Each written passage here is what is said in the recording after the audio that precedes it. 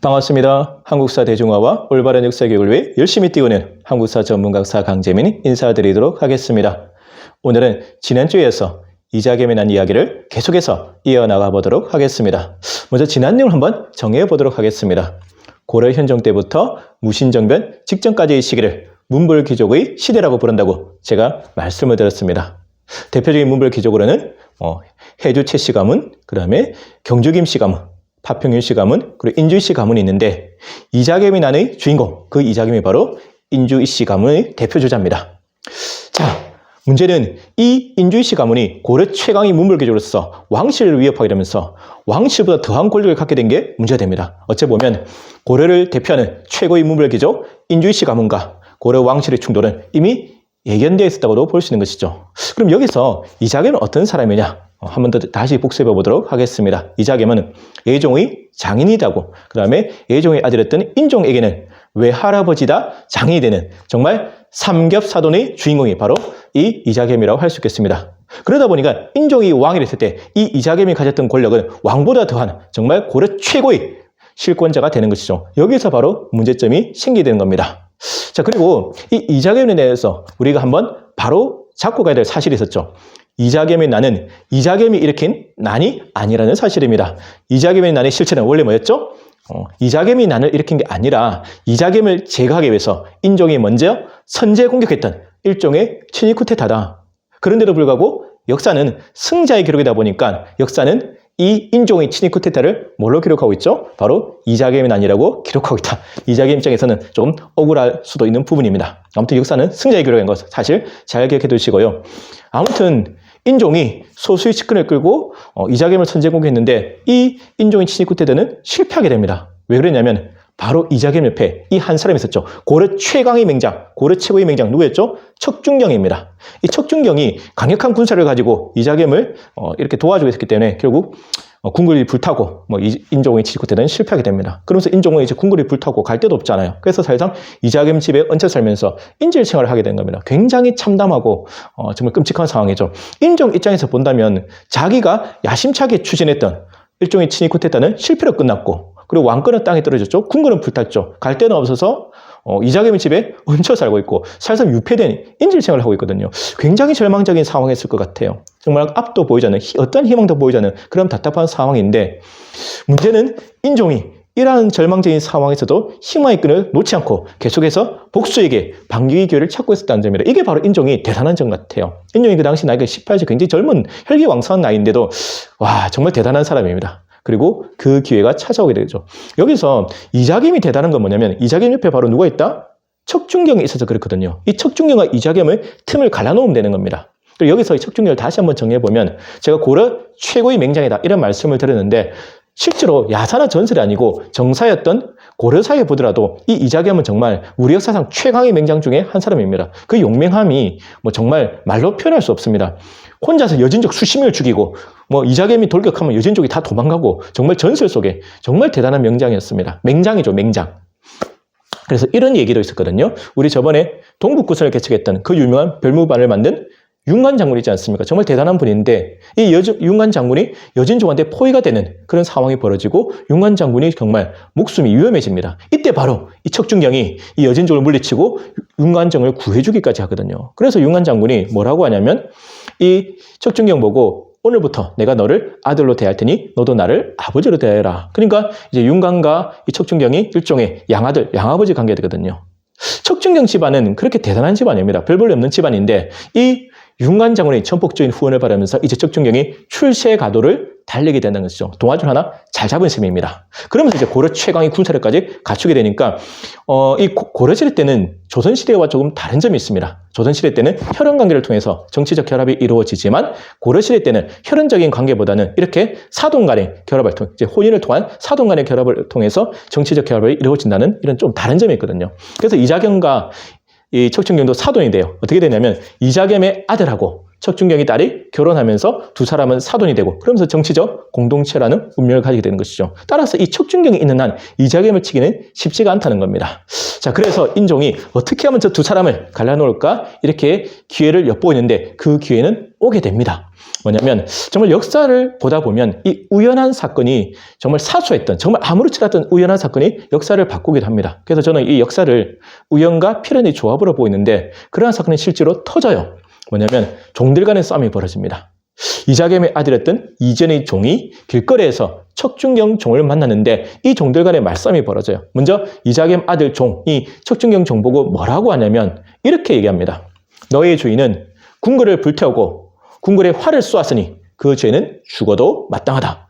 너 또한 관노가 되어야 될 것이다. 이렇게 꾸짖게 됩니다. 사실상 척준경을 비난한 것이죠. 굉장히 기분 나쁠 수 있는 상황이지 않습니까? 어찌 보면 이것이 그 종, 이자겸 아들 종의 생각이라기보다는 이자겸의 생각일 수도 있습니다. 이자겸과 척준경이 손을 잡고 인종을 공격했고 솔직히 척준경 손에 더러운 피를 묻혔는데 그 모든 죄를 척준경한테 뒤집어 씌우는 듯한 그런 뉘앙스지 않습니까? 아무튼 이 이야기를 척준경이 듣게 되고 굉장히 대노하게 됩니다. 물론 이자겸도 이 사태의 심각성을 깨닫고 이제 사과를 하고 화해 제스처를 보냈지만 척준경 끝내 이자겸의 사과를 받아들이지 않습니다. 이 사실을 드디어 인종이 인지하고 잘됐다. 묘책을 쓰게 됩니다. 이 두 사리를 갈라놓을 수 있는 저를 기회가 않습니까? 그래서 인종이 어떻게 하냐면 척준경을 불러서 이제 거래를 하게 되는 것이죠. 이렇게 얘기합니다. 고려사 기록에 따르면 오늘 밤 이자겸이 나의 침소를 공격한다고 한다. 만약 그대들이 나를 도와주지 않는다면 나는 죽게 될 것이고 그러면 너희들은 역적이 될 것이다. 이렇게 하거든요. 쉽게 말하면 오늘 밤 이자겸이 나를 죽이러 올 텐데 네가 나를 도와주지 않는다면 너는 역적이 될 것이다. 너 충신이 될래? 역적이 될래? 이렇게 얘기한 겁니다. 그러면서 예전에 이제 인종이 친위 쿠데타 일으킬 때 척준경이 동생과 아들을 죽였던 사실은 사과하게 되는 것이죠. 그러니까 척준경이 인종의 손을 잡고 이자겸 공격에 나서게 되는데 여기서 물론 고려사에 실려있다고 하지만 과연 이자겸이 진짜 그날 밤 인종을 죽일 생각이 있었을까? 이거는 좀 역사적 사실로 보기에는 좀 근거가 희박합니다. 그 당시 시대적 배경과도 맞지 않죠. 이자겸이 여기서 인종을 죽이거나 공격할 이유가 전혀 없었습니다. 따라서 이 말은 인종이 척준경을 자기 편으로 끌어들이기 위해서 지어낸 이야기로 보는 것이 좀 더 합리적 추론이 아닐까라는 생각을 하게 되는 것이죠.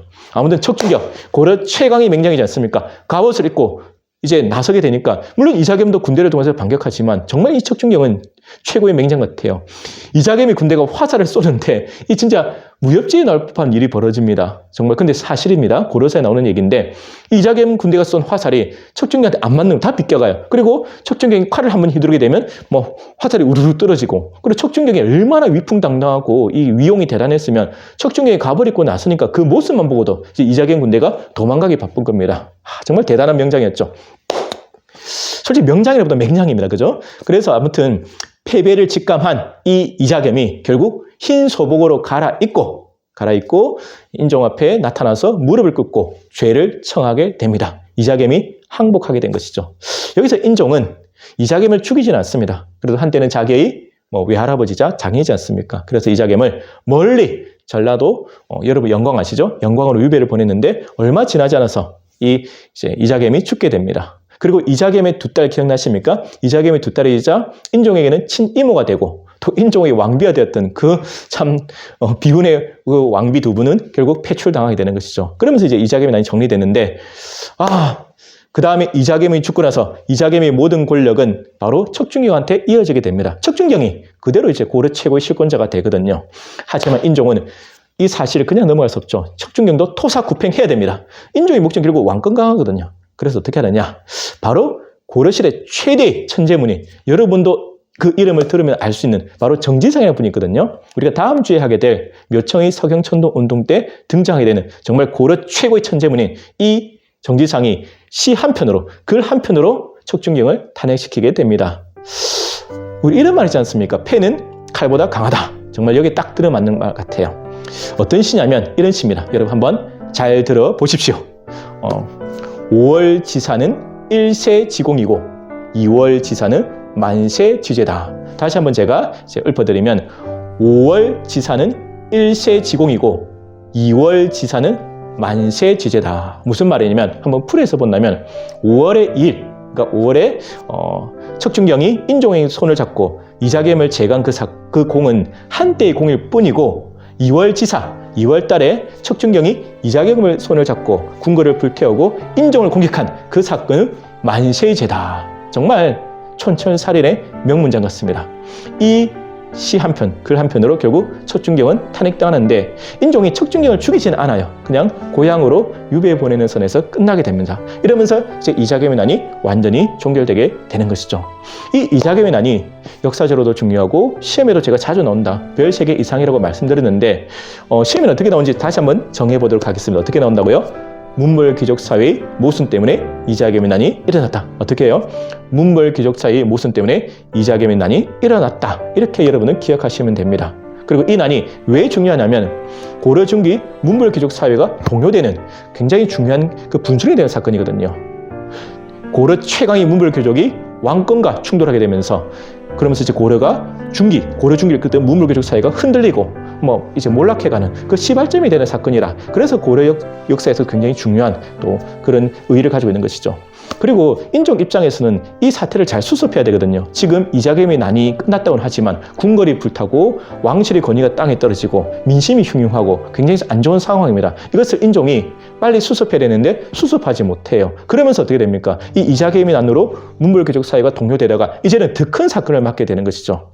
그게 바로 뭐냐면 우리가 다음 주에 공부하게 될 바로 묘청의 서경천도 운동 또는 묘청의 난이라고 부르는 정말 중요한 사건입니다. 이자겸의 난도 중요하지만 이 묘청의 서경천도 운동은 별 5개 이상 정말 고려사에서 가장 중요한 사건이고 고려사에서 가장 시험에 가장 자주 나오는 사건 중에 하나가 바로 이 묘청의 서경천도 운동 또는 묘청의 난이라고 할 수 있겠습니다. 그래서 다음 주는 이 묘청의 서경천도 운동을 한번 배워보도록 하겠습니다. 여러분, 오늘 강의는 여기서 마치도록 하고요. 정말 제가 항상 여러분께 드리는 말씀 있죠.